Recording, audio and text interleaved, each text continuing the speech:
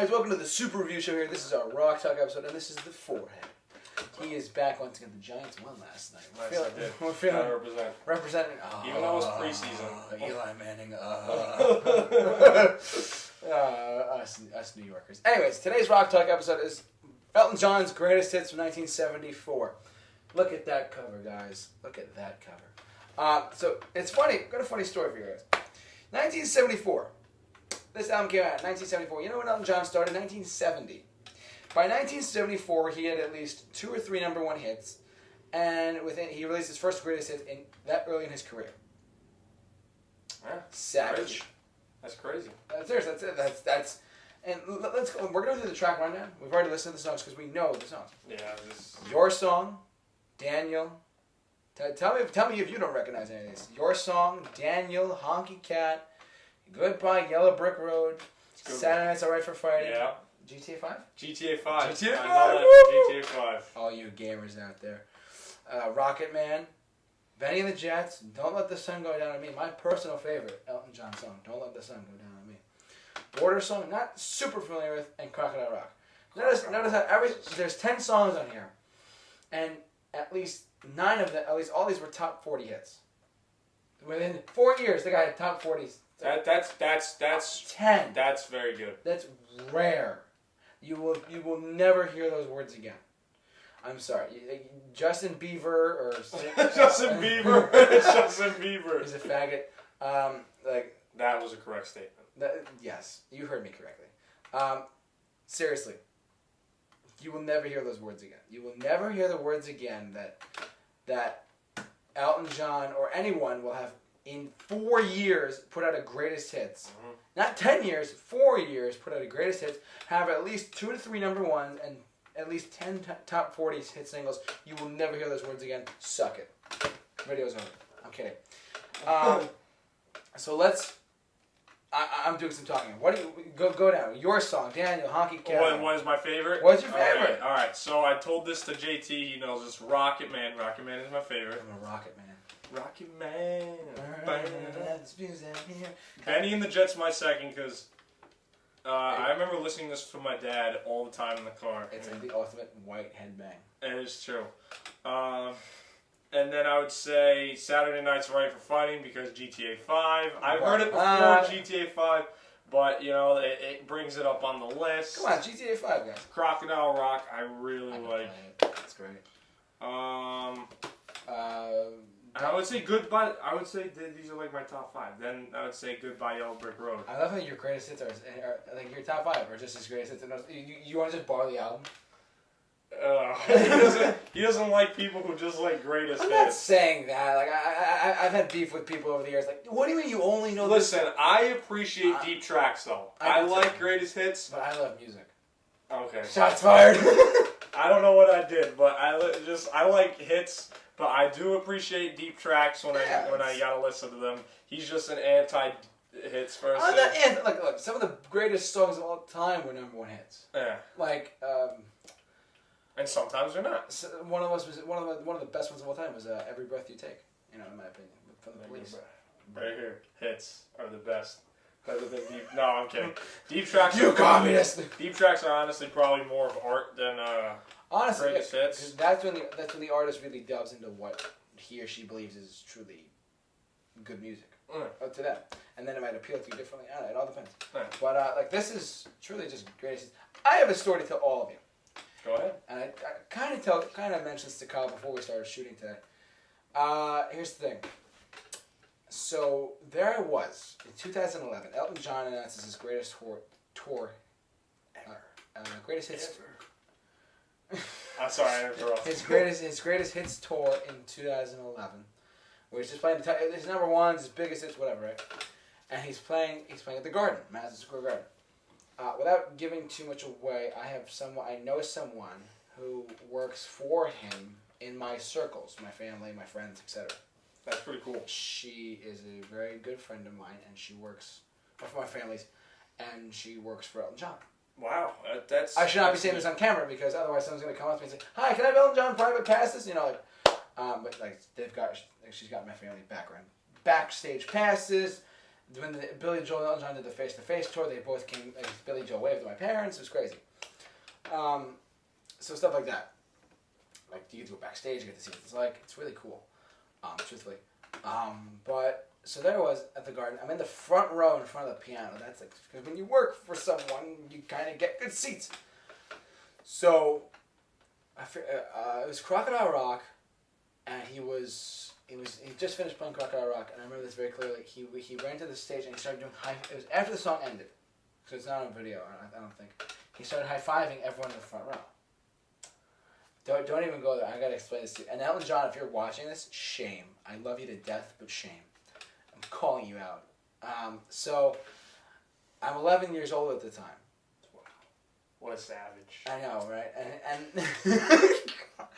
and there I was minding my own business, and I run up. My dad says, "Go up the stage." I'm like, "All right, go." And I go run up to the stage. And I get people of Sharpies. They're doing this, and you know what the motherfucker does? He fucking goes over my high five. This man goes over my high five, and I was so pissed. You have no idea. I turn around and my dad's like, "No."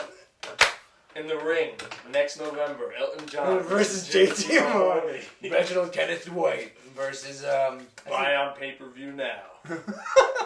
We're calling you out, Elton John. This is just a warning. We like your songs. So, but... like I missed a high five from him, and I've always wanted to go back. You know, he's going on his farewell tour. I do have tickets for March, and I'm wondering if I get front row seats again. I better get a fucking high five. You know. Yeah, because I know Elton John used to be actually his favorite over Billy Joel. Yes, very long ago. Billy Joel's my all-time favorite artist, but Elton John for a very, very, very long time was my number one.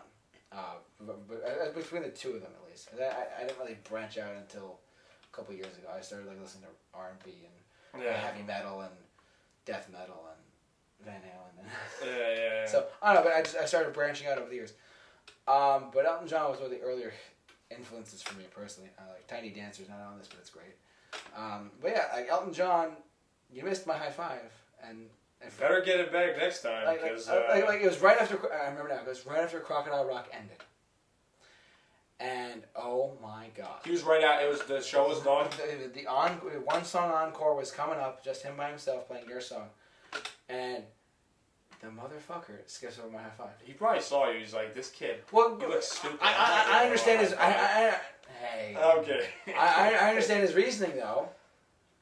I was 11 years old and he's gay. Oh, that's true. That'd be a big lawsuit. Oh yeah. Your dad would be like, finally. What? I can get all this money now. $1 million lawsuit. Elton John goes to jail for touching an 11-year-old. When I saw Billy Joel with Tim back in February, we were talking. Billy made a joke about Elton John. It was very funny. He's like, because if you go to see Billy Joel at the Garden, I highly recommend it. He brings out a ton of guests. Like he just brought up Bryan Adams the other night. But Billy's piano spins on stage, and he's like, hey, and he's doing this. He's like, my piano spins, and he's like, Elton's piano only spins sideways. And I'm like, oh god. And our friend Tim is dying of laughter. And I'm like, yeah, that's the Billy Elton relationship for you right there. That's really like, yeah. Billy Joel's a savage. He called Elton John gay. Called him out. Straight out on stage. I'm surprised that didn't turn into a news story. No, I know. It was like off the cuff thing. Very inappropriate joke by Billy Joel. Billy Joel says that Elton John's gay. Even though he is. This is a very terrible thing that has happened in this country. Oh, yeah. All right.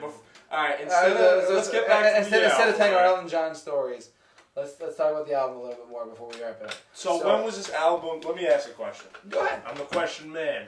When was this album released, JT Mahoney? 1974. 1974. It's the greatest hits album. It's his first greatest hits. First greatest hits. Because he had many other hits afterwards. Yeah, of course. Yeah.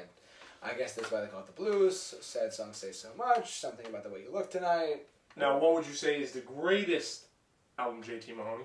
The greatest hits album, even though you don't like greatest hits albums. I do. What the fuck? I do. he just released it actually. His Elton Diamonds. You actually like that one more? Yeah, because this one's from 1974. That one encompasses his whole career. Oh, his career. Okay. Except the only complaint about I have on that one though is that like my favorite Elton John song is "Don't Let the Sun Go Down on Me," and this version has the studio cut. The one that I don't like is the one with George Michael, and they're singing it together. I'm not too fond of that live cut of it that they released, but at the same time, I just you don't really need. Elton John doesn't need help. No, he doesn't. He doesn't need help. He's a savage. Seriously though, so that's what I'm saying. He, like that's probably where that's my favorite Elton John song. My favorite greatest hits is the Diamonds one actually, because like I said, they released all of his biggest hits, or at least his more well-known songs, even later in his career, like "The Circle of Life," "Can You Feel the Love Tonight" from Lion King. All this stuff. And yeah, so I think that's my favorite. The Diamonds one that just got released is probably my favorite. This is great. Don't get me wrong, it's great. But at the same time, it's like, you see the head pop up. Anyway. What are you about to say? It's great. It's great. It's great. But what? We're really banging on Elton John today. Yeah. Oh my god. So but yeah, like I said, there's yeah, that's where I'm probably at with that. Diamonds. Don't let someone know me. Any other questions you got for me? No, I mean that's pretty much it. I mean, you know, we went over the songs. Who do you know that works for Elton John? I can't tell you that. I wish you could go. We got front row seats for March. I wish I could go. It's just first four in the family. Maybe I'll sneak in. I'll take pictures. I'll FaceTime you. So, I'll do an Instagram live. And you'll say, Elton John, say hi. And I'll be like, what's up, Elton John? It's sad. Elton, my friend Kyle wants to say hi. What's up, bro? What's up, bro? Yo, Elton John playing basketball. Yeah. Elton John, check this wicked spiral. Throwing a random Hey, he's in the garden, so why not? Yeah. So yeah, that's what's going on. Do we have any questions? No, just the ratings. Oh yeah. When do you go first? You go first, because you told me yours. I changed mine because Elton John for me goes back to my youth. Believe it or not, like I really love the guy. I really do. Okay, as a fan of hits, I do appreciate deep tracks better. Now, even though JT knows this, I appreciate deep tracks better. Yeah. Because, like, as we've said, they say story. Even though I'm a fan of hits because they're more catchy, but again, deep tracks have a story behind it, and that's more of a form of art to me. You know, and I'm not just trying to get on JT's good side. It's true. It's true. You know, it's like, it's like basically with don't worry, I'm gonna make this probably bad analogy, but I'll try to do it quick. It's like if you take the greatest movie and just do the good scenes, and then take out all the medium scenes, you're gonna get a movie, but you're just gonna get like a broken up story, and then it's not as good. No. So I appreciate deep tracks more. I'd give this, because I like Elton John, I'd give this an 8.3 out of 10. 8 out of 10. Change 8 out of 10. Okay. I'm gonna give it. You heard what I said to you. I actually said before we started this, I'd give it 7.5. I'm gonna give this actually an 8 out of 10. I'm not gonna. Right before we battle each other to the death, and should or shouldn't. Should or shouldn't. We agree on something. Our new show, check it out. But yeah, bottom line, like I said, it's 8 out of 10 for me. You said 8.3. You like a little bit more. It's fine. I think partly because Elton John for me is like part of my youth. Like I was trying to say, he's one of the first singers I've ever really loved. Truthfully. So peaceful, so calm. At the same time, his piano playing is incredible. You can name off like 30 to 40 Elton John songs, and they're all great. Honestly, it's just the truth. So there's much more than on here. So yeah. And if you're not familiar with Elton John, check out his work. I recommend on Spotify the Diamonds box set that they released, the deluxe one. They have a lot more on there.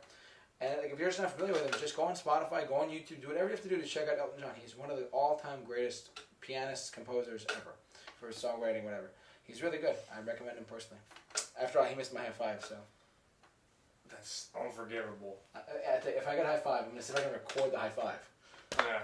When I go in March.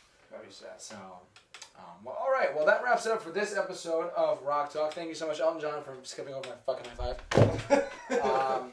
Anyways, if you guys like this video, subscribe to this YouTube channel, and we love to do what we do here. Kyle, the Forehead Cushing, where can we find you? Kyle Cushing 16 on Instagram and the Forehead on YouTube. Watch all the memes on my liked videos. He makes a lot of dank meme videos. I don't make them, but I he compiles them. Yes. So, and you can find me on Instagram. Believe it or not, I changed it. Changed my Instagram name to jt.mahoney. It's okay. No more J-Man off to work. But until next time, J-Man off to work. We'll see you guys later.